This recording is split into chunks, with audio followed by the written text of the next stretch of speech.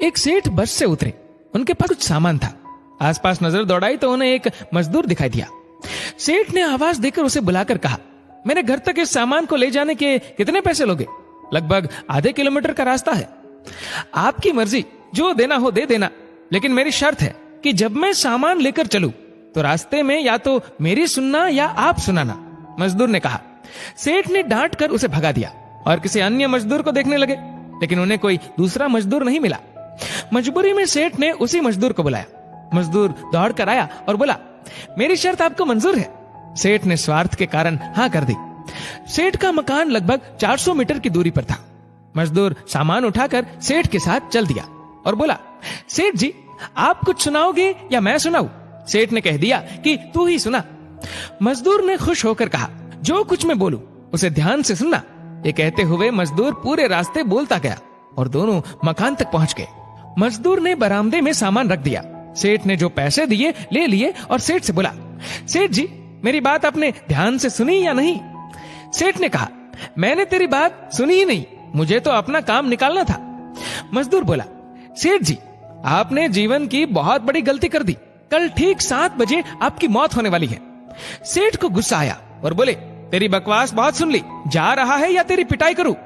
मजदूर बोला, मारो या छोड़ दो, कल शाम को आपकी मौत होनी है। अब भी मेरी बात ध्यान से सुन लो। अब सेठ थोड़ा गंभीर हुआ और बोला, सभी को मरना है। अगर मेरी मौत कल शाम होनी है तो होगी, इसमें मैं क्या कर सकता हूं?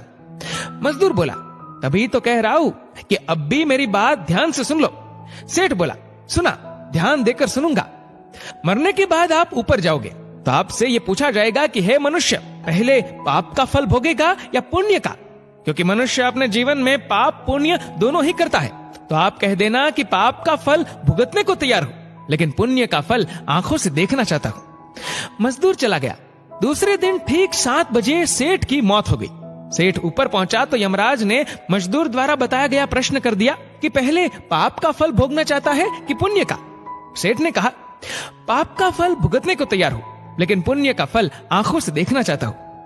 यमराज बोले, हमारे यहाँ ऐसी कोई व्यवस्था नहीं है, यहाँ तो दोनों के फल भुगतवाए जाते हैं। सेठ ने कहा कि फिर मुझसे पूछा क्यों? और पूछा है तो उसे पूरा करो। धरती पर तो अन्याय होते देखा है, पर यहाँ पर भी अन्याय है। यमराज ने सोचा, बात तो ये सही कह रहा है, इससे पूछकर बड़े बुरे फंसे।